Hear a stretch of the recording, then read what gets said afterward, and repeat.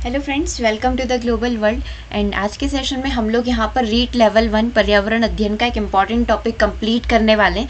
जैसे कि आपके सिलेबस में आपने एक चैप्टर देखा होगा राजस्थान आर्ट एंड क्राफ्ट करके, जहाँ पर आपसे राजस्थानी चित्रकला और हस्तकला के बारे में पूछा जाता है। तो हम लोग हस्तकला की क्विज पहले कंप्लीट कर चुके हैं। यदि कोई भी सेशन आपका मिस हो जाता है कोई दिक्कत नहीं है, प्लेलिस्ट में लिंक रखी हुई है, आप वीडियो के डिस्क्रिप्शन में जाएंगे, प्लेलिस्ट की लिंक रखी हुई है, उसमें जाकर आप देखेंगे सारे वीडियो आपको वहाँ पर मिल जाएंगे। जितनी भी थ्योरी क्लास हुई और जितने भी हमारे क्विज सेशन हुए सारे ही आपको स्टेप बाय स्टेप मिल जाएंगे, नंबर वाइज अरेंज किया हुआ है। और आज हम लोग यहाँ पर कंप्लीट करने वाले हैं राजस्थानी चित्रकला को। न केवल चित्रकला को कंप्लीट करेंगे थ्योरी सेशन विथ, हम लोग यहाँ पर क्विज भी उसका कंप्लीट करेंगे कि किस तरीके के क्वेश्चन आपके एग्जाम में पूछे जाते हैं। मैप के साथ कंप्लीट करेंगे। चित्रकला का टॉपिक है तो डेफिनेटली चित्रों के साथ आज के सेशन को हम लोग कंप्लीट करेंगे।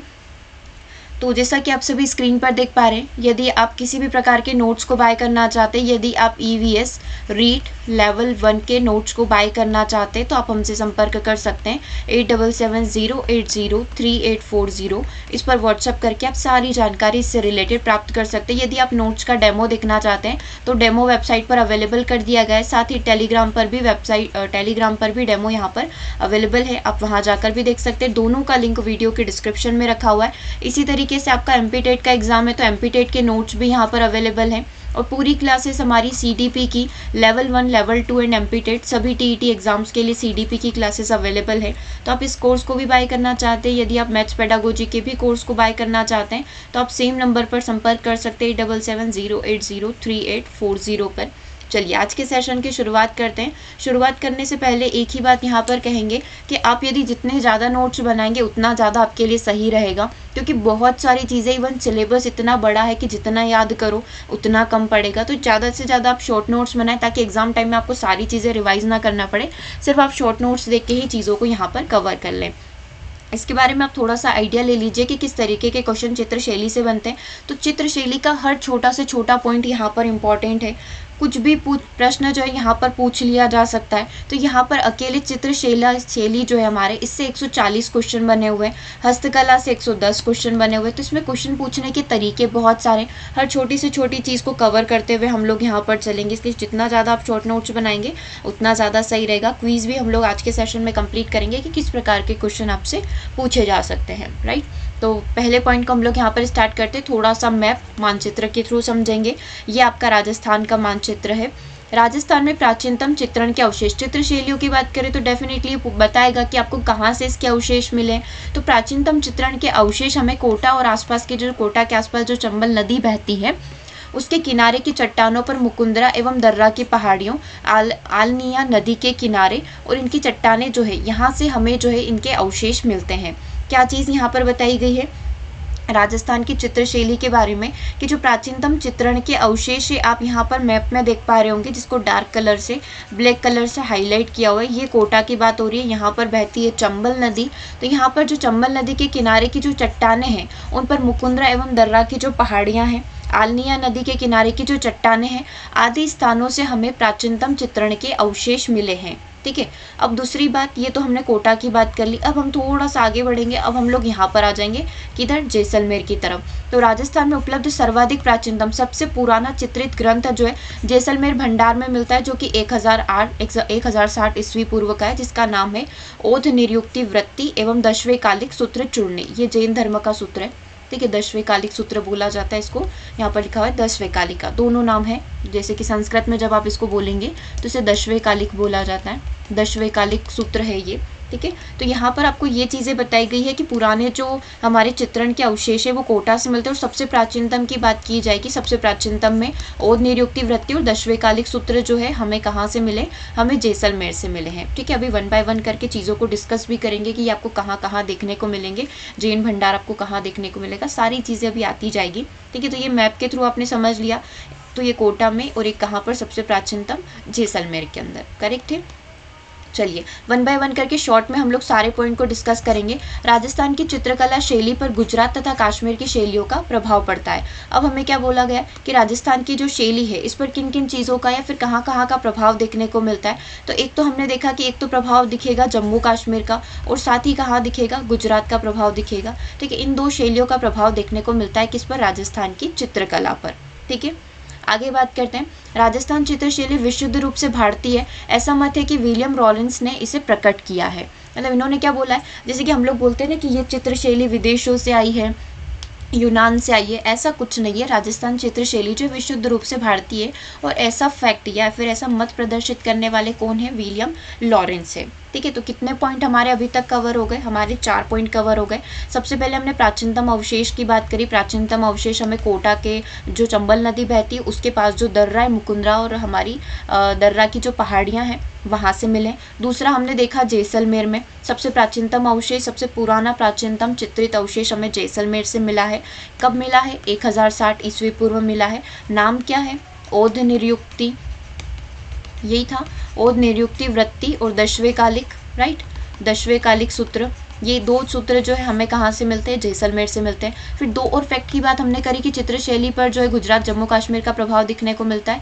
एक तो गुजरात का और एक किसका देखने को मिलता है, जम्मू कश्मीर का। और ये पूरी जो चित्रण शैली है ये पूरी की पूरी भारतीय, और ऐसा किसने बोला है, ऐसा हमें लॉरेंस बोल कर गए हैं। ठीक है, तो ये 4 फैक्ट की बात हो गई। अगले फैक्ट की बात करते हैं, चित्रकला के क्या क्या विषय हैं। अच्छा, जो चित्रकला है तो चित्रों में बनाया क्या क्या है, तो पशु पक्षियों के चित्र आपको देखने को मिलेंगे। आज का हमारा जो पूरा सेशन है ना, पूरा कलरफुल है, होली के रंगों की तरह आपको पूरा कलरफुल दिखेगा। लाल पीले हरे नीले सारे कलर आज के सेशन में रेडी किए गए, ताकि जितना ज़्यादा आप एग्जाम्पल के थ्रू चीज़ों को समझेंगे उतना ही ज़्यादा हम लोगों के लिए आसान होगा चीज़ों को याद रखना, राइट। तो पशु पक्षियों के चित्र देखने को मिलेंगे इस प्रकार से, छोटे छोटे पशु पक्षियों के।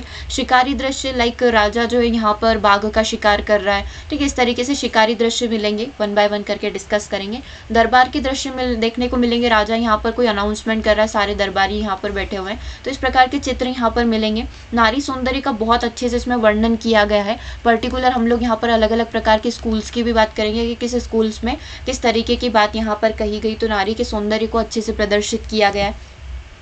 अब जो राजस्थानी चित्रकला शैलियों की मूल शैली जो है मेवाड़ शैली है, मतलब सभी कहाँ से जनरेट हुई है, अभी हम लोग अलग अलग प्रकार की शैली के बारे में पढ़ेंगे। मारवाड़ शैली होगी, तो सबसे मूल शैली जो बेस है इन सबका बेस क्या है, इन सबका बेस यहाँ पर मेवाड़ शैली है। इसी शैली से अलग अलग शैलियों का यहाँ पर जन्म हुआ है। ठीक है, तो मूल या फिर बेस शैली यहाँ पर कौन सी होगी, मेवाड़ शैली होगी। कौन कौन से चित्र देखने को मिलेंगे, पशु पक्षी, शिकारी, दरबार के, नारी के और धार्मिक ग्रंथों का चित्रण आपको देखने को मिलेगा, जैसे कि आप पहले देख ही चुके। दशवेकालिक एक आया ही था कि जैसलमेर में आपको इसका वर्णन मिलेगा। जैन स्टूडेंट समझ रहे होंगे, प्रतिक्रमण वगैरह की जो सारी जानकारी है जो हम लोग हमारा करते हैं, पर्यूषण पर्व होता है जब हम लोग प्रतिक्रमण पढ़ते हैं, तो वो सारी जानकारी जो है, सारे चित्रण और किसके द्वारा लिखित है, वो सारी जानकारी आज के सेशन में आपको मिलने वाली है। देखो, एक बुक के बारे में जानकारी आएगी। सर्वप्रथम आनंद कुमार स्वामी ने 1916 ईस्वी में अपनी पुस्तक राजपूताना पेंटिंग्स में राजस्थानी चित्रकला का वैज्ञानिक वर्गीकरण प्रस्तुत किया था। तो ये एक फैक्ट और आपको पता चल गया कि अपनी पुस्तक कौन सी है, राजस्थाना पेंटिंग्स में किसके द्वारा राजस्थानी चित्रकला का वैज्ञानिक वर्गीकरण प्रस्तुत किया गया। तो आनंद कुमार स्वामी ने कब, 1916 में क्या प्रस्तुत किया था, वैज्ञानिक चित्रण प्रस्तुत किया था, किसका, राजस्थानी चित्रकला का। और नाम क्या है उस बुक का, इस बुक का नाम है राजपूताना पेंटिंग्स। ठीक है, चलिए आगे बढ़ेंगे। ये कुछ फैक्ट की बात हो गई। अब कुछ और नई चीज़ें समझ लेते हैं। अब हम लोग यहाँ पर स्कूल्स की बात करेंगे। देखो, भौगोलिक आधार पर राजस्थानी चित्रकला शैली को 4 भागों में बांटा गया है, जिन्हें हम लोग स्कूल्स कहते हैं। ये 4 अलग अलग प्रकार के स्कूल्स हैं। ठीक है, हमने अभी देखा कि जो मेन या फिर जो मूल शैली है, मूल शैली यहाँ पर कौन सी है, मूल शैली हमारी मेवाड़ शैली है, राइट। अब इसी से क्या हुआ है, अलग अलग प्रकार के स्कूल्स का जन्म हुआ है। अब मेवाड़ स्कूल्स के अंदर कौन कौन सी शैली आ जाती है, मतलब चित्रों के प्रकार, बनाने के प्रकार, उनके रंगों के प्रकार, उनमें एनिमल्स का प्रयोग किया गया है या फिर उनमें पशु पक्षियों के चित्र बनाए गए हैं, उनके आधार पर यहाँ पर अलग अलग स्कूल्स बनाए गए हैं। तो सबसे पहला स्कूल हमारा मेवाड़ स्कूल है। इसमें उदयपुर शैली आ जाएगी, नाथद्वारा शैली आ जाएगी, चावंड शैली आ जाएगी, देवगढ़ शैली आ जाएगी और शाहपुरा शैली आ जाएगी। कौन कौन सी आ गई, उदयपुर शैली, नाथद्वार शैली, चावंड शैली, देवगढ़ शैली और शाहपुरा शैली। अब हम लोग ये नाम याद क्यों कर रहे हैं, नाम याद रखना इसलिए ज़रूरी है क्योंकि एक क्वेश्चन बना हुआ है, उदयपुर शैली निम्नलिखित में से किस स्कूल का एक प्रकार है, मेवाड़, मारवाड़, डूडाड़ या फिर हाड़ौती शैली का। तो फिर आप कैसे आंसर करोगे जब आपको ये चीज़ें नहीं पता होगी। तो हमें ये सारी चीज़ें पता होना चाहिए कि जो हमारी मेवाड़ स्कूल से उसके अंदर उदयपुर शैली, नाथद्वार शैली, चावंड शैली, देवगढ़ शैली और शाहपुर शैली आ जाती है। अभी हम लोग इन सारी चीज़ों को ना चित्रों के माध्यम से देखने वाले हैं, तो आपको सारी चीज़ें क्लियर हो जाएगी। दूसरा, मारवाड़ स्कूल की बात करें तो मारवाड़ स्कूल के अंदर हमारी जोधपुर जैसलमेर शैली, दो दो चीज़ें याद करो, जोधपुर जैसलमेर, बीकानेर नागौर और किशनगढ़ शैली। ठीक है, कौन कौन सी हो गई? जोधपुर जैसलमेर हो गई, और कौन सी हो गई? बीकानेर नागौर हो गई, और एक शैली और कौन सी बची है? किशनगढ़ शैली। राइट। ढूढ़ाड़ स्कूल के अंदर क्या क्या आ जाता है? एक हमारा जयपुर और आमेर शैली आ जाती है, तो जयपुर आमेर को आप साथ में याद रख सकते हैं। उनियारा अलवर को आप साथ में याद रख सकते हैं, और एक और क्या बचेगा? शेखावटी शैली। ये सारी किसके अंदर आती है? ये सारी हमारी आ जाती है यहाँ पर ढूढ़ाड़ स्कूल के अंदर। हाड़ौती स्कूल की बात करें तो कोटा बूंदी साथ में आता है हमेशा, और एक और क्या बचा हुआ है? झालावाड़। ठीक है, याद रहेगी। अभी चित्र भी देख लेंगे हम लोग। मेवाड़ में उदयपुर नाथद्वार, चावंड शैली, देवगढ़ और शाहपुरा शैली। मारवाड़ में बात करें तो जोधपुर, जैसलमेर, बीकानेर नागौर और किशनगढ़ शैली। ढूढ़ाड़ में बात करें तो जयपुर शैली, जयपुर आमेर शैली होगी, उनियारा अलवर शैली हो गई, शेखावटी शैली हो गई। हाड़ौती में बात करें तो कोटा बूंदी और झालावाड़ शैली। ठीक है, अब क्या होती है ये शैली? अभी सारी चीज़ें पढ़ते हैं, एक एक मेवाड़ स्कूल को भी पूरा डिटेल से समझेंगे। पहले आप थोड़ा सा चित्र देख लीजिए। ये मेवाड़ शैली में आपको इस प्रकार से राजा महाराजा के चित्र मिलेंगे। ठीक है, ये नाथ द्वारा शैली है, ये भगवान, ये जो नाथ द्वारा है, इस तरीके से आपको चित्र देखने को मिलेंगे। सारी चित्रों में इसी प्रकार से भगवान और इन सभी का वर्णन मिलेगा आपको। ठीक है, तो ये कौन सी शैली की यहाँ पर बात कर ली गई? यहाँ पर बात कर ली गई, और आप ये देख पा रहे हैं मेवाड़ शैली के अंदर हमारी नाथ द्वारा शैली। ठीक है, और कौन कौन सी शैली थी? उदयपुर थी, चावंड थी, देवगढ़ थी और शाहपुरा थी। तो इसी तरीके से कुछ चित्र मिलते हैं। और यदि मारवाड़ स्कूल की यदि बात करें तो ये मारवाड़ शैली के अंदर, ये हमारी मारवाड़ शैली में इस प्रकार के चित्र आपको देखने को मिलते हैं, जो भगवान से थोड़ा सा कनेक्ट होते हैं, पुराने धर्म ग्रंथ इन सभी की बात करते हैं। ठीक है, ये राधा कृष्ण का चित्र बनाया हुआ है, मोर वगैरह और इस तरीके से चित्र वगैरह, पेड़ पौधे और इस तरीके से वर्णन करते हुए यहाँ पर बताया गया है। और ये है आपकी बीकानेर शैली। राइट, बीकानेर शैली की यहाँ पर बात करी गई कि इस तरीके से आपको हाथी चित्र वगैरह देखने को इसमें मिल सकते हैं। राजा महाराजा ये जा रहे हैं और ये युद्ध वगैरह की बात यहाँ पर कही गई है। तो ये हमारी हो गई बीकानेरी शैली। आगे हम लोग यदि बात करें, अगला मारवाड़ स्कूल में और कौन सी शैली हमने देखी थी? हमने देखी थी किशनगढ़ शैली में। यहाँ पर नारी के सौंदर्य की बात करी गई है। तो मारवाड़ स्कूल में कौन कौन सी शैली थी? एक हमारी कौन शैली हो गई? जोधपुर जैसलमेर शैली। ठीक है, याद करते हुए चलेंगे, जोधपुर जैसलमेर शैली। एक हमने देखा बीकानेर शैली होती है। ठीक है, और कौन सी शैली होती है? एक होती है हमारी नागौरी शैली, और एक आपकी स्क्रीन पर रखी हुई है किशनगढ़ शैली। तो ये सब कौन सी है? ये सब की सब हमारी मारवाड़ स्कूल की शैली के अंदर आता है। इस प्रकार की चित्रकला यहाँ पर अंकित करी जाती है। आगे यदि हम लोग बात करें ढूढ़ाड़ स्कूल की, तो ढूढ़ाड़ स्कूल में आपको देखने को मिलेगी जयपुर शैली। ठीक है, जयपुर आमेर शैली। एक तो हो गई हमारी जयपुर शैली, इस प्रकार से राजा महाराजा जा रहे हैं, तो ये एक हो गई जयपुर आमेर शैली। फिर हमने देखा था, दो नाम हमने एक साथ याद करे थे, एक तो हमने याद करा था उनियारा और एक हमने याद करा था अलवर। उनियारा अलवर शैली, और बीच में एक और हमारा बच रहा था शेखावटी शैली। तो ये सारी किसके? ढूढ़ाड़ स्कूल से संबंधित है। फिर आता है हाड़ौती स्कूल। हाड़ौती स्कूल में हमने देखा था कोटा बूंदी शैली। ठीक है, कोटा बूंदी, और एक और लास्ट में नाम बच रहा था झालावाड़ शैली का। तो इस प्रकार से ये नारी के रूप को प्रदर्शित यहाँ पर किया गया, और साथ में यहाँ पर हमने देखा था कि इस प्रकार से युद्ध वगैरह की और शिकार वगैरह की बात यहाँ पर करी जाती। तो इस प्रकार से ये शैलियाँ यहाँ पर पूरी चित्रित की गई है। ठीक है, तो समझ में आया हम लोगों को किस प्रकार से स्कूल्स के नाम याद रखने। सबसे पहले स्कूल कितने प्रकार के? स्कूल 4 प्रकार के। पहला स्कूल हमारा मेवाड़ स्कूल है, जो हमारा बेस है। दूसरा मारवाड़ स्कूल है। तीसरा स्कूल हमारा ढूढ़ाड़ स्कूल यहाँ पर है, और फोर्थ स्कूल हमारा हाड़ौती है। फिर हमने जब बात करी यहाँ पर मेवाड़ स्कूल की, तो मेवाड़ में हमें उदयपुर, चावंड शैली, नाथद्वार शैली, देवगढ़ शैली और शाहपुर शैली देखने को मिलेगी। फिर मारवाड़ थोड़ा सा आगे बढ़े तो जोधपुर जैसलमेर, बीकानेर, नागौरी और किशनगढ़ शैली। फिर थोड़ा सा हम लोग हमारे ढूढ़ाड़ स्कूल पर आए तो यहाँ पर जयपुर और आमेर शैली, उनियारा और अलवर शैली और शेखावटी शैली मिली। और हाड़ौती की बात करेंगे तो कोटा बूंदी और झालावाड़ शैली आपको यहाँ पर देखने को मिल सकती है। तो पर्टिकुलर स्कूल की अलग अलग शैलियों की बात हो गई।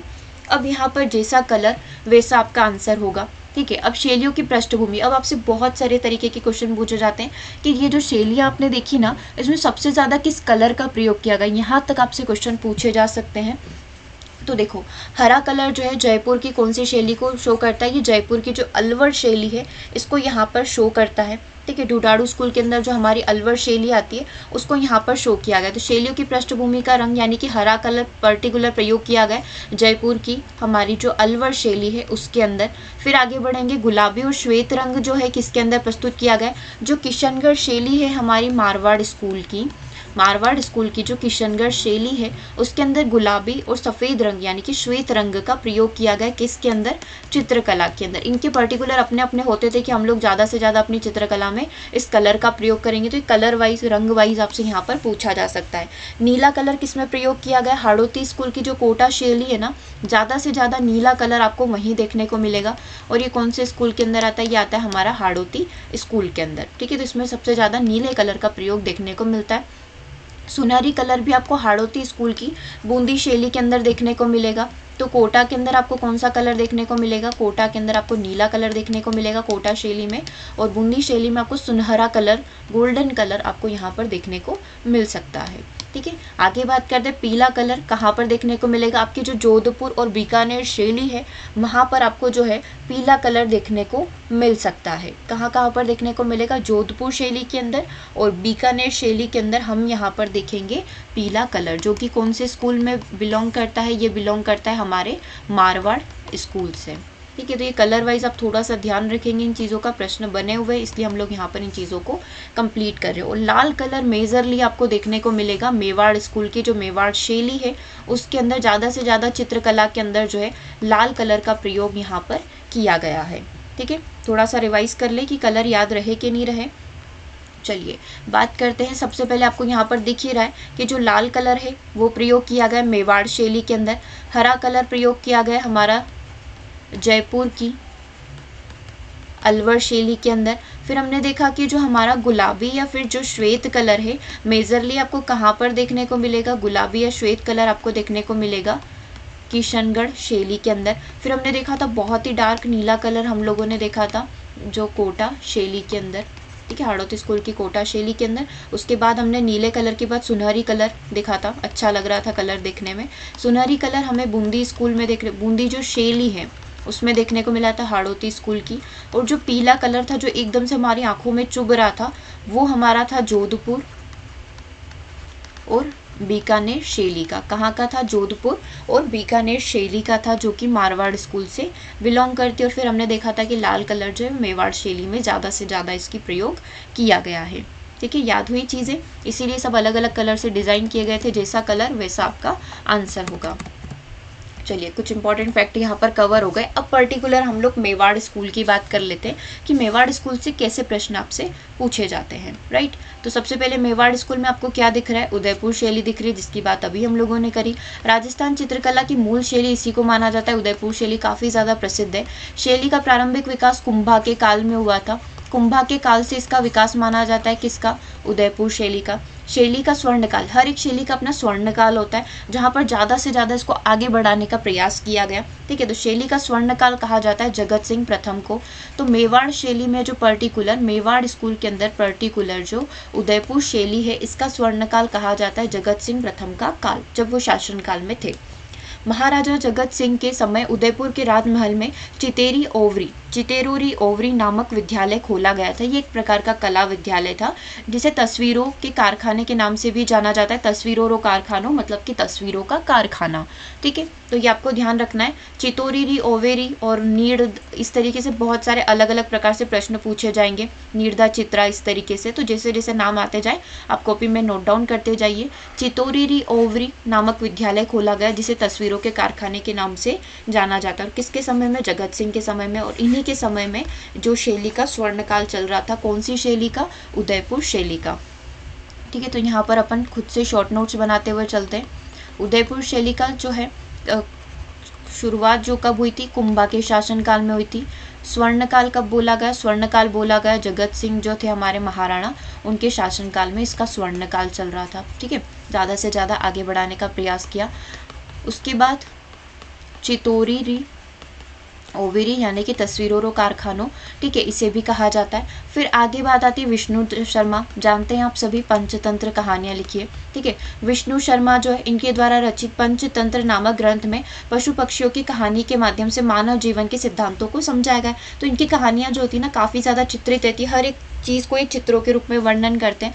ठीक है, अब इस पंचतंत्र का जो फारसी में अनुवाद है, ये तो हमारा हो गया पंचतंत्र। अब इसका जो फारसी में अनुवाद है वो कलील दमना है। कलीला दमना। अब आपसे पूछा जा सकता है कि कलीला दमना क्या है, तो एक प्रकार से रूपात्मक कहानी है, रूप परिवर्तन करके बताया गया, जिसमें राजा शेर तथा उसके जो 2 मंत्री थे गीदड़, कलीला व दमना का वर्णन यहाँ पर किया गया। एक राजा और उसके 2 मंत्री थे कलीला और दमना, उनका वर्णन यहाँ पर आपको मिलेगा। फारसी में इसका अनुवाद किया गया है, ठीक है। और उदयपुर शैली में कलीला और दमना नाम से चित्रित किए गए थे, वही चीज़ आपको यहाँ पर बताई गई है। तो पूरे शॉर्ट नोट्स आपके यहाँ पर उदयपुर शैली के बन चुके हैं। उदयपुर शैली का शुरुआत कुंभा के काल में हुआ था। स्वर्णकाल राजा जगत सिंह महाराणा जो जगत सिंह है उनके शासनकाल में माना जाता है। चितौरी ओवरी जो है इस राजमहलों में इसका उदयपुर शैली में राजमहलों में इसका निर्माण किया गया। कला विद्यालय खोला गया था, जिसका मतलब है तस्वीरों और कारखानों। और यहाँ पर विष्णु तंत्र की पंचतंत्र की जो कहानियाँ पशु पक्षियों के बारे में हमें बताती है, और इसका फारसी अनुवाद किया गया जिसका नाम है कालीला दमना। रूपात्मक परिवर्तन है जिसमें राजा और उनके जो 2 मंत्री हैं उनका वर्णन यहाँ पर किया गया है, राइट। तो ये पूरा चित्रित वर्णन हो गया किसका, उदयपुर शैली का। करेक्ट बात है। आगे बात करेंगे। देखो उसके बाद क्या हुआ, उसके बाद यहाँ पर देखिए सन 1260 से 61 के मध्य में मेवाड़ के महाराणा तेज सिंह के काल में इस शैली का प्रारंभिक चित्र श्रावक, प्रतीकमण, सूत्र, चूर्णी, आहड़ में चित्रित किया गया, जिसका चित्रकार कमल चंद थे। अब देखेंगे हम लोग, जैसे रामायण महाभारत होती है हिंदुओं के लिए, वैसे ही जैन धर्म में सबसे जो पवित्र सूत्र माना जाता है वो श्रावण प्रतीकमण सूत्र माना जाता है, जो पर्युषण पर्व में हम लोग जो है 8 से 9 दिन के लिए इसको कंप्लीट करते हैं, ठीक है। तो प्रतीकमण सूत्र होता है, तो उसको चित्रित रूप में मतलब कि किस प्रकार से स्थिति बनानी चाहिए, कैसे बैठना चाहिए, कब खड़े होना है, कब घुटनों के बल बैठना है, तो जितनी भी स्थितियां बनती हैं, ठीक है, उन सारे को चित्रित रूप में वर्णन जो है 1260 से 1261 के मध्य में किया गया था, और महाराणा तेज सिंह के काल में इसको किया गया था। ये क्वेश्चन आपसे पूछा गया है, आपसे कुछ इस तरीके से पूछे जाएंगे, प्रतीकमण सूत्र लिखा जाएगा और आगे लिखा जाएगा कमल चंद्र। तो क्या ये सही है, तो हाँ ये बिल्कुल सही है। तो इस तरीके से क्वेश्चन आपसे पूछे जाते हैं, तो ध्यान रखेंगे। चित्रकार कौन थे, कमल चंद्र थे, ठीक है। फिर 1423 ईस्वी में महाराणा मोकल के समय में सुपान सिंह चरियम नामक चित्रकार हीरानंद के द्वारा इसको चित्रित किया गया था। इसको सुपान सा चरियम नामक चित्र को किसके द्वारा, हीरानंद के द्वारा यहाँ पर चित्रित किया गया था। कब, कौन सी ईस्वी में, 1423 में। अब कौन कौन से चित्रकार रहे हैं उदयपुर शैली के अंदर, मनोहर लाल, साहिबदीन, ठीक है, महाराणा जगत सिंह प्रथम के दरबारी चित्रकार थे ये, कृपाराम और उमरा, इन सब के अलावा ये सारे चित्रकार रहे जिन्होंने चित्र किए हैं। चित्रित ग्रंथ कौन से रहे, आर्ष रामायण मनोहर व साहिबदीन के द्वारा लिखी गई है, इन दोनों के द्वारा लिखी गई है, और गीत गोविंद जो है साहिबदीन के द्वारा यहाँ पर लिखी गई है। और ये कौन है, महाराणा जगत सिंह के जो दरबारी चित्रकार थे, ठीक है। जगत सिंह जिनके टाइम पे उदयपुर शैली का क्या चल रहा था, स्वर्णकाल चल रहा था, राइट।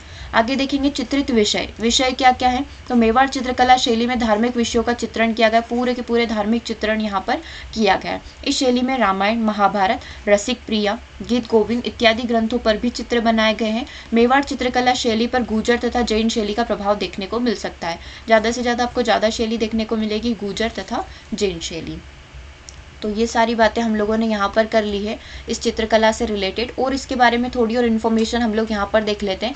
नाथद्वार शैली जो है हमारी, नाथद्वार शैली क्या हो गई, उदयपुर शैली के बारे में बात करने के बाद हम लोग आ चुके हैं नाथद्वार शैली के ऊपर। तो नाथद्वार मेवाड़ रियासत के अंदर आता है, जो वर्तमान में राजसमंद जिले में स्थित है, ठीक है। नाथद्वारा की बात यहाँ पर कर ली गई कि कहाँ पर स्थित है, और उसी से संबंधित शैली हो जाएगी नाथद्वारा शैली। यहाँ स्थित श्रीनाथ जी का मंदिर का निर्माण मेवाड़ के महाराजा राज सिंह ने करवाया था, 1671-72 में करवाया था। यह मंदिर पिछवाई मंदिर में मूर्ति के पीछे का पर्दा कला के लिए प्रसिद्ध है, जो वास्तव में नाथद्वारा शैली का ही एक रूप है। इस चित्रकला शैली का विकास मथुरा के कलाकारों के द्वारा किया गया।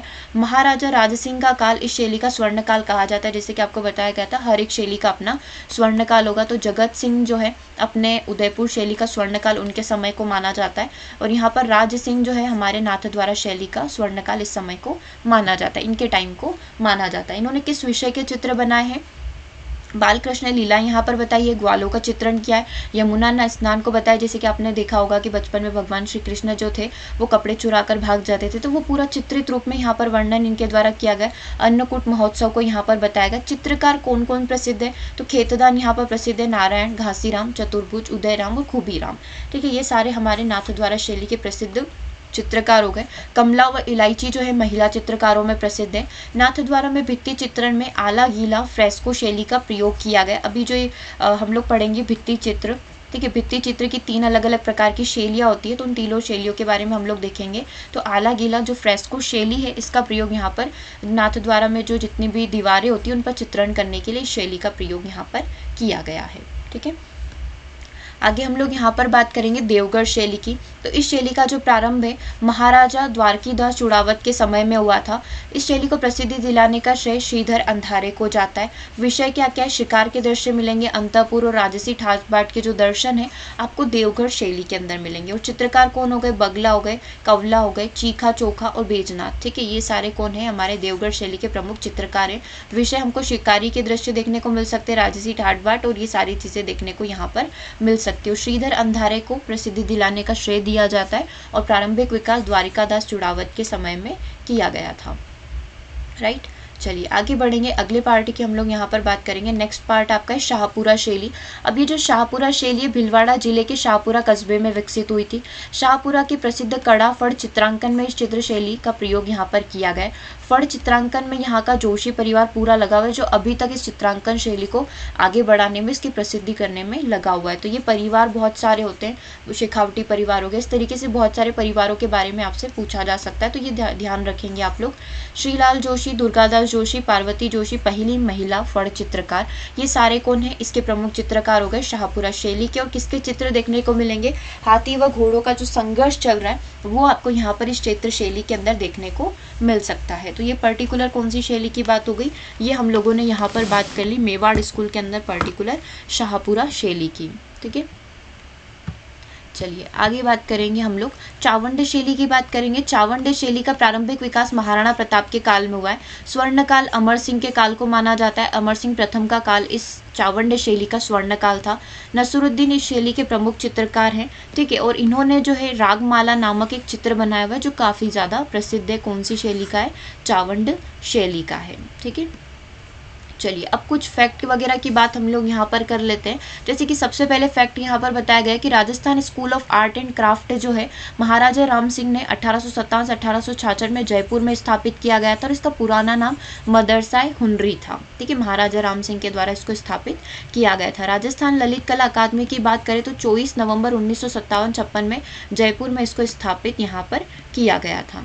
ठीक है, तो ये दो अलग अलग प्रकार के, एक आर्ट एंड क्राफ्ट स्कूल की बात हो गई, एक ललित कला अकादमी की बात यहाँ पर कर ली गई है। अब चित्रकला संग्रहालय की बात करें कि आपको कौन कौन से कहाँ मिलेंगे, तो पोथी खाना आपको जयपुर में देखने को मिलेगा। जैन भंडार अभी हमने देखा था जैसलमेर में आपको देखने को मिलेगा। 10वें कालिक सूत्र सबसे प्राचीनतम ग्रंथ, राइट, आपको वहां पर देखने को मिल सकता है। पुस्तक मान प्रकाश भंडार आपको जोधपुर में देखने को मिलेगा। सरस्वती भंडार आप उदयपुर में देखेंगे। अलवर भंडार आपको अलवर में देखने को मिलेगा और कोटा भंडार आपको कोटा में देखने को मिलेगा। तो क्या क्या चीजें याद रखनी है, जयपुर आप जाएंगे तो आप क्या देख कर आएंगे, जब भी आपका इन फ्यूचर जयपुर जाना होता है आप पोथी खाना देख कर आएंगे। जब भी आपका जैसलमेर जाना होता है आप जैन भंडार जरूर से देख कर आएंगे।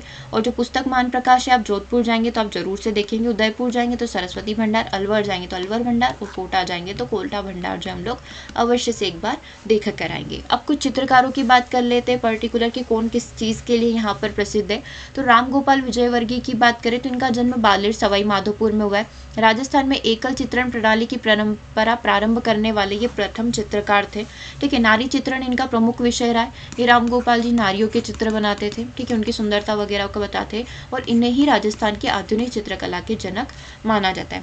अच्छा बताइए, अगर आपसे ये पूछा जाता कि राजस्थान की आधुनिक चित्रकला के जनक कौन है, तो रामगोपाल विजयवर्गीय। नारी चित्रण प्रमुख विषय किनका रहा है, रामगोपाल विजयवर्गीय का। एकल चित्रण प्रणाली को प्रथम स्टार्ट करने का, शुरू करने का श्रेय किसको जाता है, रामगोपाल विजयवर्गीय को जाता है। सवाई माधोपुर बालेर में इनका जन्म स्थान है। ठीक है, दूसरा गोवर्धन लाल बाबा की बात करें तो ये काकरोली राजसम्मत से हैं। ठीक है, नाथद्वारा मंदिर। ठीक है, भीली जीवन का चित्रण इनका प्रमुख विषय है। भीली जीवन चित्रकला को चित्रित करने का श्रेय किसको जाता है, तो गोवर्धन लाल बाबा को जाता है। भीलों का चितेरा किसे कहा जाता है, गोवर्धन लाल बाबा को कहा जाता है। ठीक है, एक सेकेंड, क्या हो गया, चलिए अगला, इनका प्रमुख चित्र बारात थे, मतलब ये बारातियों के वर्णन अच्छे से करते थे। अब राम गोपाल जी तो थे कि वो नारियों के चित्र बनाते थे, ठीक है। अब बारात में जा रही हुई नारियों के चित्र कौन बनाते थे? गोवर्धन लाल बाबा की ये बारात के बनाते थे कि बारात ऐसे ऐसे निकल रही है, लाइट वगैरह है, बच्चे बच्चे नाच रहे हैं, महिलाएं नाच रही है, साफा वगैरह पहन के, कैसे भी करके आप याद करना चाहें बट याद जरूर से कर लेंगे। तो यहाँ पर दो चित्रकारों के बारे में हमने पढ़ लिया, राम गोपाल विजयवर्गीय के बारे में पढ़ लिया और गोवर्धन लाल बाबा के बारे में पढ़ लिया, राइट। अच्छा, अगर आपसे पूछा जाए भीलों का चितेरा किसे कहा जाता है? गोवर्धन लाल बाबा को कहा जाता है। आधुनिक चित्रकला के जनक किसे माना जाता है? तो यहाँ पर राम गोपाल जी जो है इनको यहाँ पर माना जाता है। परमानंद चौटाला की बात करें तो इनका जन्म कोटा में हुआ है और भैंसों का चित्रण करना इनके लिए प्रसिद्ध है, मतलब ये भैंसों का चित्रण बहुत अच्छे से करते थे, चाहे वो यहाँ पर पानी में नहा रही हो, ठीक है, इस तरीके से। तो इन्हें भैंसों के चितोरों के रूप में जाना जाता है। भैंसों का चितेरा के रूप में किसे जाना जाता है? तो परमानंद चौटाल को जाना जाता है, ठीक है। भूर सिंह शेखावत की बात करें, काफ़ी प्रसिद्ध है, अच्छे से ध्यान रखेंगे। बीकानेर में इनका जन्म हुआ है। ग्रामीण परिवेश और देशभक्तों का चित्रण इनका प्रमुख है, तो इन्हें गाँवों का चितेरा के रूप में भी जाना जाता है। तो अगर प्रश्न आपसे पूछ लिया जाए कि गाँवों का चितेरा के रूप में किसे जाना जाता है, तो भूर सिंह शेखावत को यहाँ पर जाना जाता है। इन्हीं के कृपाल सिंह शेखावत, इनका जन्म सीकर में हुआ है, मऊ गाँव सीकर में हुआ है। इन्हें ब्लू पॉटरी का जादूगर कहा जाता है। मिट्टी के बर्तन के ऊपर ये अच्छे से नई नई डिजाइन बनाते थे, ठीक है। परंपरागत पॉटरी में ब्लू कलर और हरा कलर का उपयोग लिया जाता है।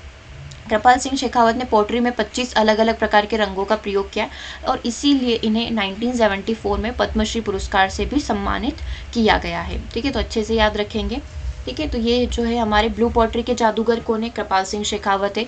गांवों का चितेरा, गांव देशभक्तों का वर्णन किसने किया है? भूर सिंह शेखावत ने किया है। भैंसों का वर्णन किसने किया? परमानंद जी ने यहाँ पर किया है, ठीक है। और गोवर्धन लाल बाबा जी ने क्या किया था? यहाँ पर बारातियों का वर्णन किया था, बारातियों का चित्रण किया था कि बाराती कैसे निकलते हैं। और राम गोपाल जी जो है नारियों का चित्र बनाते थे। ये अलग अलग प्रकार के ये चितोरे हो गए, ठीक है। तो ये ध्यान रखेंगे आप लोग। आगे बात करते हैं सुभागमल गहलोत की, जयपुर में जन्म हुआ है। जो पक्षी होते हैं उनके घोंसले का वर्णन किया, ये प्रश्न आपसे पूछा गया था। नीड़ का चितेरा के रूप में किसे जाना जाता है? नीड़ मतलब होता है हमारा समानार्थी शब्द बोल सकते हैं आप घोंसले का, इंग्लिश में नेस्ट। तो इसका वर्णन किसके द्वारा किया गया? अलग अलग प्रकार के घोंसले और तरीके तरीके के घोंसले का वर्णन सुभागमल गहलोत के द्वारा किया गया। तो नीड़ का चितेरा के रूप में किसे जाना जाता है?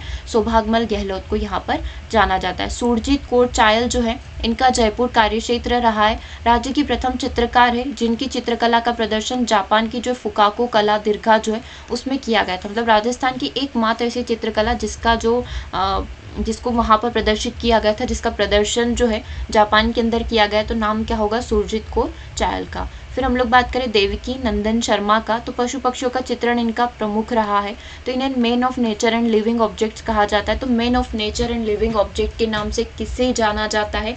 ये टॉपिक आपका उस जगह भी काम करेगा राजस्थान के, जब आप विभूतियों के बारे में पढ़ेंगे, ठीक है। इसी यूनिट का आपका एक टॉपिक है ये, राजस्थान के अलग अलग व्यक्तित्व के बारे में आप जानेंगे, तो वहाँ पर आपको सेम नेम वापस से देखने को मिलेंगे। राजा राज रवि वर्मा जो है, केरल निवासी राजा रवि वर्मा जो है भारतीय चित्रकला का जनक इन्हें कहा जाता है। भारतीय चित्रकला का जनक किसे कहा जाता है? राजा राज रवि वर्मा को कहा जाता है। एएच मूलर कौन है? जर्मनी के परंपरावादी चित्रकार जिनके चित्र बीकानेर संग्रहालय में अभी भी संग्रहित हैं। तो ये है हमारे एएच मूलर। कहाँ के हैं ये? जर्मनी के हैं। फिर हम लोग यदि बात करें जगमोहन माथोडिया की, तो इनका जन्म जयपुर में हुआ है और इनके चित्रण का विषय श्वान था, श्वान यानी कि डॉग, ठीक है। जिन्हें श्वान का चितेरा भी कहा जाता है। जैसे इन्होंने चित्र बनाए हैं उनके आगे आप चितेरा लगा देना, मतलब चित्रकार, राइट। तो ये जगमोहन माथोडिया जो है श्वान के चित्र बनाते थे, तो इन्हें श्वान का चितेरा भी यहाँ पर कहा जाता है। तो एक काम करें, हम लोग थोड़ा सा इसको रिवाइज करें, उसके बाद हम लोग यहाँ पर आगे बढ़ेंगे। तो थोड़ा सा रिवाइज करते हुए चलते हैं कि कितने नाम हम लोगों ने पढ़ लिए, ठीक है।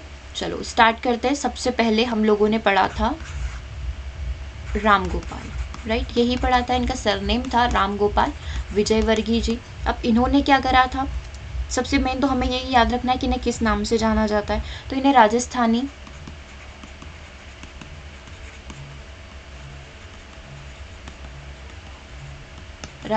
आधुनिक चित्रकला का जनक माना जाता है, ठीक है। सवाई माधोपुर में इनका जन्म हुआ था, ये हमें याद है ही सही। और इनका चित्रण का मुख्य विषय क्या था? नारी था, नारियों के चित्र ये बनाते थे, ठीक है। ये नारियों के लंबे लंबे बाल वाली नारियों के चित्र इनके द्वारा यहाँ पर बनाए गए हैं, ठीक है। दूसरा नाम हमने पढ़ा था गोवर्धन लाल बाबा का, ठीक है। इनका नाम हमने पढ़ा था। अब ये क्या थे? इन्हें कहा जाता है, किस नाम से जाना जाता था? भीलों के चितोरों के नाम से, भीलों का चितेरा इन्हें कहा जाता था। और इनका प्रमुख जो थीम था वो बारात था, ये बारातियों के चित्र बनाते थे। ठीक है, राम गोपाल जी नारियों के और गोवर्धन लाल बाबा जी जो है बारात में जो लोग जा रहे हैं वो बारातियों के से पूरे चित्र बनाते थे कि बारात में क्या क्या होता है। ठीक है, डांस वगैरह करते हैं, इन सबके चित्र बनाते थे। ठीक है, भीली चित्रकला जो है इस जन्म यहीं से हुआ और इसीलिए इन्हें भीलों के चितौरों के नाम से जाना जाता था। फिर हमने देखा था परमानंद, अब इनका जन्म कोटा में हुआ था और इन्होंने बनाया है भेसों के चित्र, तो इन्हें भेसों के चितौरों के नाम से जाना जाता है। फिर फोर्थ पॉइंट हमने देखा था, कोई नाम रह जाए तो बता देना। ठीक है, बूढ़ सिंह शेखावत। ठीक है, दो भाई मान लो आप इन्हें, बूढ़ सिंह शेखावत और कृपाण सिंह शेखावत। बूढ़ सिंह शेखावत जी तो बीकानेर में हुए थे। अब इन्होंने ग्रामीण लोग और जितने भी देशभक्त थे ना उनके चित्र बनाए थे, जो देशभक्त थे उनके चित्र बनाए थे। इसलिए इन्हें किस नाम से जाना जाता है, इसलिए इन्हें गांवों के चितौरों के नाम से जाना जाता है। ठीक है, फिर इन्हीं के भाई आ गए, हम कंसिडर कर रहे हैं सिर्फ ऐसी चीज़ है ना। कृपाण सिंह जी शेखावत, जब ये बोल रहे कि आपने तो ग्रामीण लोगों के और देशभक्तों के बना लिए, अब मैं क्या करूँ, तो मैं क्या करूँगा यहाँ पर ब्लू पॉटरी, मिट्टी के बर्तन पर अपनी चित्रकारी दिखाऊंगा।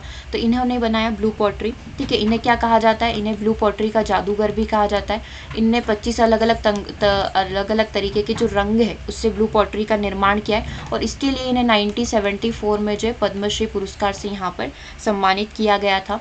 अभी यहाँ पर जो हम लोग बात करें, ब्लू मतलब नीला और हरे कलर का प्रयोग जो है ब्लू पॉटरी के अंदर किया जाता है। और इनका जन्म कहाँ पर हुआ था, इनका जन्म हुआ था सीकर में।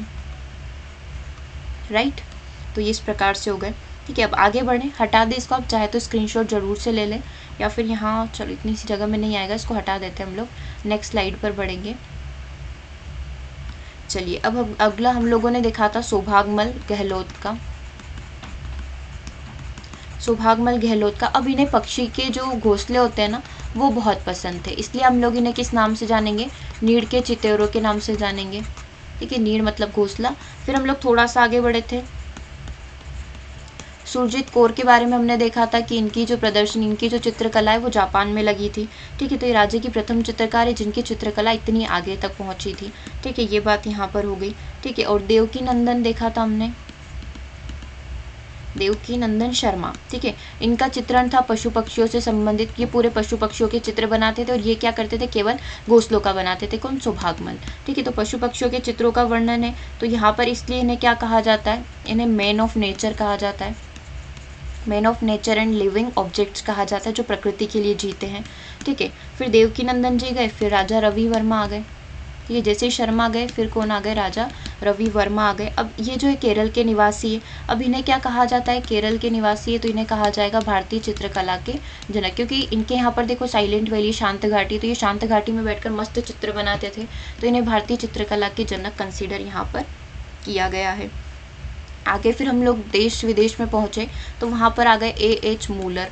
ठीक है, A.H. मूलर क्या है, जो जर्मनी के परंपरावादी चित्रकार हैं, जिनके अभी भी आप चित्रकला देखना चाहते हैं इनकी, तो आपको बीकानेर जाना पड़ेगा। वहाँ में बीकानेर में आपको एक बीकानेर संग्रहालय मिलेगा, वहाँ पर जाकर आप इनके सारे चित्र देख सकते हैं। ठीक है, फिर हमने देखा था जगमोहन माथुरिया। राइट, यही नेम था। ठीक है, जन्म इनका जयपुर में हुआ है और इन्हें श्वान बहुत पसंद थे, तो इन्हें श्वान के चितौरों के नाम में जाना जाता है। श्वान का चितेरा इन्हें यहाँ पर कहा जाता है। करेक्ट है, तो ये 12 ही चित्रकार के नाम हमने यहाँ पर याद रख लिए, एक भी नाम आप भूलेंगे नहीं। ठीक है, क्योंकि हमने पढ़ भी लिया और साथ के साथ हम लोग इसको रिवाइज भी कर चुके हैं। ओके, चलिए, तो अब हम लोग थोड़ा सा आगे बढ़ेंगे। चितौरों से आगे बढ़ते हुए देखो, आप ये यहाँ पर प्रश्न देख पा रहे होंगे, ये नीड़ का चितेरा किसे कहा जाता है, तो फिर आप यहाँ पर सौभागमल गहलोत को आंसर करके आएंगे। तो ये ऐसे ही प्रश्न आपसे पूछे जाते हैं। अभी हम लोग आ रहे हैं प्रश्नों के ऊपर भी, लेकिन उससे पहले हम लोग भित्ति चित्र को यहाँ पर कंप्लीट कर लेते हैं। भित्ति मतलब होता है भीत, भीत मतलब होता है दीवार, दीवार मतलब होता है वॉल, यानी कि दीवारों पर जो चित्रकारी की जाती है ना वो भित्ति चित्रण यहाँ पर कहलाती है। तो भित्ति चित्रण की 3 विधियाँ होती हैं, एक होती है फ्रेस्को ब्रूनो करके, एक फ्रेस्को सेको करके होती है, और एक तीसरी होती है साधारण भित्ति चित्र। जो फ्रेस्को ब्रूनो होती है ना, ताज़ा प्लस्तर, जैसे जैसे घर बनता है तब ताज़ा ताज़ा प्लस्तर किया जाता है। ठीक है, सीमेंट वगैरह लगाकर उसको हम लोग बिल्कुल एक सपाट करने के लिए प्लस्तर उसके ऊपर करते हैं। तो उसमें जो नम भीति रहती है, मतलब हमारी जो क्या बोलते हैं इसको, दीवार जब गीली गीली सी रहेगी ना तभी उसके ऊपर चित्रांकन कर दिया जाता है, तो वो कला हमारी फ्रेस्को ब्रूनो कहलाती है। इस कला को मुगल सम्राट अकबर के समय इटली से भारत लाया गया था। ठीक है, तो ये कहाँ से आई है, तो ये मुगल इटली से भारत आई और मुगल काल में आई थी। और नम भूमि गीली गीली जब दीवार होती है तभी अंकन उसके ऊपर कर दिया जाता है। जयपुर रियासत के शासकों के मुगलों से प्रकट संबंध के कारण भित्ति चित्रण की यह परंपरा जयपुर से प्रारंभ हुई और पूरे राजस्थान के अंदर ये कला फिर फैल गई। राजस्थान में इस कला को आला गीला आरायश भी कहा जाता है। आला गीला आप समझते हैं, गीली गीली पे ही हमको करना होता है। गीला मतलब कि हमारा थोड़ा वेट, उस पर ही हम लोग क्या कर देते हैं, अपना चित्रांकन कर देते हैं। ये करा हुआ है, आप भित्ति यानी दीवार पर देख सकते हैं। शेखावटी क्षेत्र में शैली को पणा कहा जाता है। पणा मतलब कि इस तरीके से अंकन करना गीली दीवार के ऊपर। फ्रेस्को सेको की बात करेंगे तो इटली की इस कला में प्लस्तर की हुई भित्ति को सूखने के पश्चात, अच्छा गीली गीली करेंगे ना तो उसको फ्रेस्को भूनो आर्ट बोला जाएगा, और सेको मतलब कि उसको सेक दिया इन द सेंस कि वो जब सूख चुकी उसके बाद जब चित्रांकन करा जाएगा उसको फ्रेस्को सेको कहा जाएगा। ठीक है, और साधारण भित्ति चित्र क्या होता है, नॉर्मल दीवार, हमारे घर की दीवार है, आप उठे, आपके जो बेड के पास वाली दीवार है, आपने उस पर चित्रांकन कर दिया तो वो आपका साधारण भित्ति चित्रण कहलाएगा। ठीक है, और जब हमारा घर बन रहा था तब हमने किया तो उसको ब्रूनो बोलेंगे, और जब वो पूरी धूप से सीख चुकी थी, अच्छे से सूख गई थी, उसके बाद किया तो उससे हम लोग सैकड़ों यहाँ पर बोल सकते हैं। ठीक है, तो ये 3 अलग अलग प्रकार के भित्ति चित्र होते हैं। अब यहाँ पर कुछ और फैक्ट आप जान सकते हैं कि राजस्थानी चित्रकला जो शैली है इसमें मोर पक्षी को प्रधानता दी गई है, मतलब ज़्यादा से ज़्यादा मोर पक्षी का वर्णन किया गया है, राष्ट्र पक्षी भी है, तो डेफिनेटली इतना मायना देना तो बनता है। राजस्थानी चित्रकला शैलियों में लाल व पीले रंग का बहुतायत से प्रयोग हुआ है। भित्ति चित्रांकन की दृष्टि से कोटा व बूंदी रियासत जो है राजस्थान की समृद्ध रियासत है। बीकानेर शैली तथा शेखावटी शैली के चित्रकार चित्रों पर अपना नाम व तिथि अंकित करते हैं। अब ये जो बीकानेर और शेखावटी शैली है ना, ये जब चित्र अंकन करते हैं, कोई भी चित्र वगैरह बनाएंगे तो नीचे अपना नाम वगैरह लिखेंगे और तिथि लिखेंगे कि कब हमने बनाई थी, ये इनकी खास बात है। विभिन्न प्रकार का आभूषण बसेरी जो नाक में किशनगढ़ शैली के चित्र में दर्शाया गया। बसेरी जो कि नाक के अंदर पहना जाता है, जो किशनगढ़ शैली है, जो पर्टिकुलर नारियों का चित्र दिखाती है, नारियों के चित्र उसमें बताए गए, तो उसमें वहाँ पर इसका वर्णन मिलता है। वीर जी जो है जोधपुर शैली के प्रमुख चित्रकार रहे हैं। उत्तर ध्यान व कल्याण रागिनी वीर जी के प्रमुख चित्र हैं। उत्तर ध्यान व कल्याण जो है ये दोनों ही क्या है, रागिनी जो है वो वीर जी के यहाँ पर प्रमुख चित्र जो कि किससे संबंधित है, जोधपुर शैली से यहाँ पर संबंधित है। ये दोनों ही आपको देखने को मिलेंगे जैन धर्मशास्त्र के अंदर, क्योंकि इस समय में जैन धर्मशास्त्र को ही ज़्यादा से ज़्यादा प्रयोग किया गया था। उत्तर ध्यान व कल्याण रागिनी, ठीक है, उत्तर ध्यान दशवे का लेख, राग सूत्र, अनुयोग द्वार, ये सारे से ही संबंधित हैं। चलिए आगे बात करते हैं। कोटा की झाला हवेली शिकारी दृश्यों के चित्रण के लिए काफ़ी ज़्यादा प्रसिद्ध रही है। इसका निर्माण झाला जालिम सिंह के द्वारा यहाँ पर करवाया गया था। झाला हवेली किसकी है, झाला जालिम सिंह की है। शेखावटी में गोपाल दास की छतरी पर किया गया भित्ति चित्र सबसे प्राचीन और काफ़ी ज़्यादा पारंपरिक है, जो देवा नामक चित्रकार के द्वारा तैयार यहाँ पर किया गया है। राजस्थानी चित्रकला शैलियों में सबसे प्राचीन चित्र दशवेकालिक सूत्र चूर्णी जैसलमेर शैली के अंतर्गत चित्रित किया गया, जो वर्तमान में जैन भंडार के अंदर संग्रहित इसको करके रखा हुआ है। ठीक है, आगे बात करेंगे। शेखावटी क्षेत्र के अंतर्गत स्थानीय चित्रकारियों ने हवेलियों, मंदिरों, बावड़ी आदि को चित्रित यहाँ पर किया है। शेखावटी क्षेत्र के कस्बे हवेली भित्ति चित्रण की दृष्टि से काफ़ी ज़्यादा समृद्ध रहे। मंडावा हो गया, जवलगढ़ हो गया, लक्ष्मणगढ़ हो गया, महनसर हो गया, फतेहपुर इत्यादि कस्बे इसके अंतर्गत आते हैं शेखावटी शैली के अंदर। और पेड़ से कांटा निकालती हुई नायिका कहाँ पर मिलती है आपको, कोटा शैली के अंदर। जो कोटा शैली है हमारी उसके अंदर आपको देखने को यहाँ पर मिलेगी। ठीक है, कोटा शैली में आपको पैर में से कांटा निकालती हुई नायिका का चित्रण देखने को मिलेगा, तो इस चीज़ को आप ध्यान रखेंगे, हो सकता है पूछ लिया जाए आपसे यही वाला प्रश्न। और कोटा शैली और बूंदी शैली कौन सी शैली के अंदर आते हैं, कौन से स्कूल के अंदर आते हैं, तो हाड़ौती स्कूल के अंदर यहाँ पर इनको कंसीडर किया गया है। ठीक है, ध्यान रखेंगे आप ये सारी चीज़ें। चलिए आगे बात हम लोग यहाँ पर करेंगे, कुछ प्रश्नों की बात हम लोग कर लेते हैं। मेवाड़ स्कूल किससे संबंधित है, देवगढ़ शैली से, नाथद्वारा शैली से, उदयपुर शैली से, या फिर इन सभी से। तो आपको पता है मेवाड़ स्कूल के अंदर कौन कौन सी शैली आती है, उदयपुर शैली आती है, बिल्कुल आती है, बिल्कुल आती है उदयपुर शैली। नाथद्वारा शैली आती है, बिल्कुल आती है। चावंडी शैली भी हमने पढ़ा था, साथ के साथ हमने नाम भी याद कर लिए थे। देवगढ़ शैली भी आती है, और एक और शैली कौन सी आती है, शाहपुरा शैली भी। ये सबकी किससे संबंधित है, यहाँ पर मेवाड़ स्कूल से संबंधित है। करेक्ट। नीड़ का चितेरा के नाम से किसे जाना जाता है, परमानंद गोयल को, कृपाल सिंह शेखावत को, सुभागमल गहलोत को, या फिर प्रोफेसर चिन्मय मेहता को। तो आप क्या आंसर यहाँ पर कर आएंगे। देखो सबसे पहले आपसे पूछा गया नीड़ का चितेरा, तो नीड़ के चितेरे के नाम से किसे जाना जाता है, सौभागमल गहलोत को जाना जाता है, क्योंकि ये ही क्या थे के चित्र बनाते थे, ये यहाँ पर नीड़ जो होते थे, पक्षियों के जो घोंसले होते थे उनके चित्र यहाँ पर बनाते थे। और इनका जन्म कहाँ पर हुआ था, इनका जन्म हुआ था यहाँ पर जयपुर के अंदर। तो नीड़ के चितेरे के नाम से यहाँ पर प्रसिद्ध है हमारे सौभागमल गहलोत। अगर आपसे ये पूछ लिया जाए कि पक्षियों के लिए पशु पक्षियों के चित्र बनाने के लिए कौन प्रसिद्ध है, तो पशु पक्षियों का चित्रण किसका प्रमुख था? देवकी नंदन शर्मा का प्रमुख था। जब शर्मा जी गए तब कौन आए? जब शर्मा जी गए तब हमारे राजा रवि वर्मा आए। तो इनका जो था, इन्हें क्या बोला जाता था? भारतीय चित्रकला का जनक इन्हें माना गया। फिर हमारे मूलर आ गए थे, जो पारंपरिक बीकानेर संग्रहालय में उनकी सारी चित्रकला के वर्णन आपको देखने को मिलते हैं। और श्वान किसके प्रसिद्ध है? अच्छा, श्वान का चित्रण किसके द्वारा किया गया? जरा सोचिए, हमने किया था इसका आंसर। श्वान यानी कि जो डॉग होते हैं, इन सबका चित्रण किसके द्वारा किया गया? तो ये जो जगमोहन माथोडिया जो है, इनके द्वारा जो है श्वान यानी कि जो डॉग है, इनका चित्रण यहाँ पर किया गया। ठीक है। अच्छा, ब्लू पॉटरी के जादूगर के नाम से कौन प्रसिद्ध है? ब्लू पॉटरी के जादूगर के नाम से हमारे कृपाल सिंह शेखावत प्रसिद्ध है। तो ये हमारा यहाँ पर आंसर हो जाएगा। अच्छा, फिर हमसे ये पूछ लिया जाए कि जो ग्रामीण और देशभक्त हैं, इस प्रकार का चित्रण किसके द्वारा किया गया? ग्रामीण लोग और देशभक्तों का जो चित्रण है, भूर सिंह शेखावत के द्वारा किया गया। फिर आए थे कृपाल सिंह शेखावत, जो कि ब्लू पॉटरी के नाम से यहाँ पर हमारे प्रसिद्ध हैं। ठीक है। इस तरीके से आपसे अलग अलग प्रकार से प्रश्न पूछे जा सकते हैं। ठीक है। राजस्थान की आधुनिक चित्रकला के जनक किसे माना जाएगा? तो राम गोपाल विजयवर्गीय जो है, ये हमारे राजस्थान की आधुनिक चित्रकला के जनक है। नारी चित्रण का वर्णन इन्होंने किया और साथ के साथ बारात का वर्णन और भीलोक का जो चितेरा है, किसे नाम से जाना जाता है? तो गोवर्धन जो लाल बाबा हैं, उन्हें यहाँ पर जाना जाता है। ठीक है। तो इस तरीके से, और एक प्रश्न और रह गया है। भेसों के चितोरों के नाम से भेसों का जो चितेरा है, किसे कहा जाता है यहाँ पर? तो भेसों का जो चितेरा है वो कहा जाता है परमानंद को। तो करेक्ट आंसर आपका परमानंद हो जाएगा। ओके, चलिए, तो कुछ रिवीजन हम लोगों का यहाँ पर हो गया एक ही प्रश्न से। इसका आंसर यहाँ पर ऑप्शन नंबर सी होगा। सौभाग्यमल गहलोत को नीड़ का चितेरा के रूप में कंसीडर किया गया। शेखावटी क्षेत्र में भित्ति चित्रण में किस रंग की प्रधानता बताई गई है? तो नीले रंग की प्रधानता यहाँ पर बताई गई है। तो करेक्ट आंसर आपका क्या हो जाएगा? नीला कलर। चलिए, अगले प्रश्न की बात करते हैं। क्वेश्चन नंबर 4 है कि भित्ति चित्रण की प्रमुख विधि या विधियां कौन कौन सी होती है? एक और एक से ज़्यादा भी हो सकती है। फ्रेस्को बुनो, जो नम भूमि के ऊपर बनाया जाता है। सेको, जो सूखी भूमि के ऊपर बनाया जाता है। और साधारण भित्ति चित्र, जो नॉर्मल होता है। तो करेक्ट आंसर आपका क्या हो जाएगा? Option number D. ये सारे ही हमारे भित्ति चित्र के यहाँ पर प्रकार हो सकते हैं। ताजी प्लस्तर की हुई नम भूमि पर चित्रण क्या कहलाता है? तो बुनो के नाम से जाना जाता है। तो करेक्ट आंसर आपका क्या हो जाएगा? फ्रेस्कर बुनो। ठीक है। अगला प्रश्न देखते हैं। भेसों के चितोरों के रूप में किसे जाना जाता है? तो अभी हमने पढ़ा, परमानंद को जाना जाता है। तो आंसर आपका क्या हो जाएगा? Option number 1।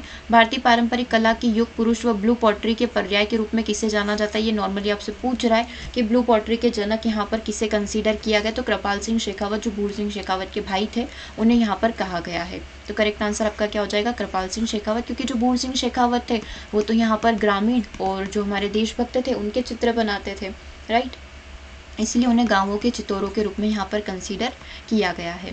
ओके, चलिए अगला प्रश्न देखते हैं। हाड़ौती स्कूल से कौन कौन संबंधित है? कोटा शैली, बूंदी शैली या फिर ये दोनों? तो हमें बताया कि कोटा शैली, बूंदी शैली, ये दोनों की दोनों ही यहाँ पर किससे संबंधित है? हाड़ौती स्कूल से संबंधित है। तो करेक्ट आंसर आपका यहाँ पर क्या हो जाएगा? करेक्ट आंसर हो जाएगा ऑप्शन नंबर सी। 1 व 2 दोनों ही यहाँ पर किससे संबंधित है? हमारे हाड़ौती स्कूल से संबंधित है। ठीक है। और कौन कौन से आ जाते हैं? कोटा, बूंदी तो आ ही गया। एक और शैली का नाम था जो कि थी हमारी झालावाड़ शैली, जो कि हमारी हाड़ौती स्कूल से कनेक्टेड है। कुमार स्वामी ने राजपूत चित्रकला शैली का वैज्ञानिक विभाजन किस पुस्तक में किया? अभी कुमार स्वामी है, इन्होंने राजपूती जो चित्रकला शैली का है इसका विभाजन जो कौन सी पुस्तक के अंदर किया है? राजपूती पेंटिंग के अंदर, राजपूत पेंटिंग्स के अंदर, राजपूत चित्र के अंदर या फिर राजपूत चित्रकला के अंदर? तो करेक्ट आंसर आपका क्या हो जाएगा? कुमार स्वामी के द्वारा राजपूत पेंटिंग्स के अंदर राजपूत चित्रकला का पूरा वर्णन यहाँ पर करा गया है। तो करेक्ट आंसर आपका हो जाएगा ऑप्शन नंबर बी। ठीक है। अब आपको एक गलत स्टेटमेंट को फाइंड आउट करना है। हीरानंद जो है सुपासन चिरियम से कनेक्टेड है। साहिबदीन जो है रागमाला इनके द्वारा वो बनाया गया है, ठीक है, चित्रित किया गया है। मनोहर और साहिबदीन जो है इनके द्वारा आर्य रामायण को यहाँ पर लिखा गया। और आपको बताना था कि गलत स्टेटमेंट या फिर असंगत युग में यहाँ पर कौन सा है। तो तीनों की तीनों ही चीज़ें यहाँ पर बिल्कुल करेक्ट है, सारे चित्रकारों से रिलेटेड और उनके द्वारा जो चित्र शैली है उससे रिलेटेड आपका बिल्कुल करेक्ट है। ठीक है। तो आपका गलत आंसर यहाँ पर क्या हो जाएगा? ऑप्शन नंबर डी, यानी कि सारे ही स्टेटमेंट यहाँ पर आपके बिल्कुल राइट है। आपको एक असंगत यानी कि अलग से गलत युग्म को पहचानना है। तो धनसार कल्पसूत्र से, जगन्नाथ बिहारी सतसई से और कमल चंद्र जो है शावर प्रतीकमण को चित्रित करने का कार्य इनके द्वारा किया गया। तो यस, डेफिनेटली तीनों ही यहाँ पर बिल्कुल सही है। तो अगेन ऑप्शन नंबर डी आपका यहाँ पर करेक्ट आंसर होगा। ठीक है। तो ये कुछ प्रश्न हम लोगों ने यहाँ पर कंप्लीट कर लिया है। सेशन कैसा लगा कमेंट करके ज़रूर से बताएंगे। थोड़ा सा कुछ रिवीजन कर लेते हैं जो टॉपिक बीच में रिवाइज नहीं हुआ है। लाइक एक हमने देखा था पोथी खाना कहाँ का प्रसिद्ध है, तो पोथी खाना हमारा जयपुर का प्रसिद्ध है, राइट। फिर हमने देखा था कि जैन भंडार आप कहाँ पर देखोगे, जब आप कहाँ घूमने जाओगे, जब हम लोग ना जैसलमेर घूमने जाएंगे ना, तब हम लोग जैन भंडार देखेंगे। फिर हम लोग पुस्तक या फिर जो मान भंडार है, जब हम लोग जोधपुर घूमने जाएंगे तब देखेंगे, ठीक है। फिर सरस्वती भंडार डेफिनेटली जब हम लोग उदयपुर जाएंगे तब देखेंगे, ठीक है। फिर अलवर भंडार अलवर जाकर देखेंगे, और कोटा भंडार हम लोग कोटा जाकर देखेंगे, ठीक है। और Rajasthan school art and craft की स्थापना कब हुई थी, तो महाराजा राम सिंह के समय में 1857 में की गई थी। इसको पहले जो है 1857 में की गई थी, उसको पहले मदरसा ए हुनरी के नाम से जाना जाता था। एक स्कूल और था ललित कला अकादमी करके। ललित कला अकादमी की स्थापना जो है 24 नवंबर को 1956-57 में की गई थी। और कब कहाँ स्थापना हुई थी इसकी, जयपुर में हुई थी, ठीक है। तो ये सारी प्रकार हम लोगों ने यहाँ पर डिस्कस कर लिया। सेशन कैसा लगा कमेंट करके ज़रूर से बताएंगे, और सेशन को वॉच करने के लिए थैंक यू, और क्विज़ के लिए रेडी रहेंगे। आज तो हमने कुछ थोड़े से ही क्वेश्चन यहाँ पर कंप्लीट करें हैं। 140 क्वेश्चन का सेट यहाँ पर रेडी किया हुआ है। जैसे ही टाइम मिलता है हम लोग मैराथन यहाँ पर कंप्लीट कर लेंगे, ओके। तब तक आप शॉर्ट नोट्स बना के रेडी रहिएगा, ताकि जब भी आप प्रश्न करने बैठे तो बहुत आसानी से आप लोग इस क्विज़ को कंप्लीट कर पाएँ। Thank you for watching.